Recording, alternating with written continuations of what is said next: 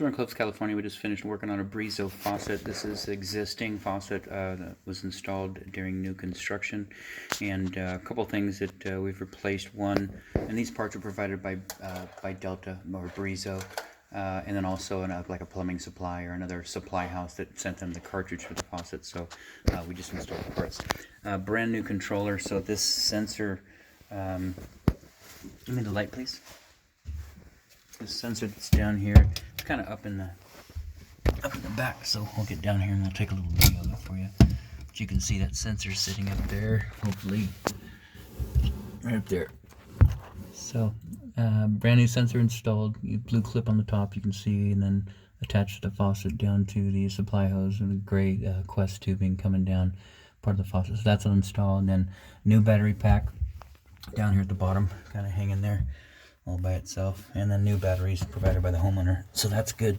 That's working correctly. Cartridges are reinstalled. You'll have to monitor this just to make sure that it doesn't develop any leaking. Watch out. Step around here. Hopefully we can get a picture of anybody. So just monitor this portion right here for any leaking out of there. Cartridge has just got a retaining nut in here, brass, and tightens down and holds the little gasket behind there, which is similar to this guy right there. And so that keeps it tight. So just monitor right here. If you get any dripping out of that, then you'll have to come back out and do something with that. But anyways, this was provided by, I think, plumbingsupply.com. Anyways, so that is the cartridge right there. So document that. That way, in the event you need a new one, you know to get it. Two notes. One, the mounting screw here has to be inserted into the cartridge handle first, right there. And it self taps.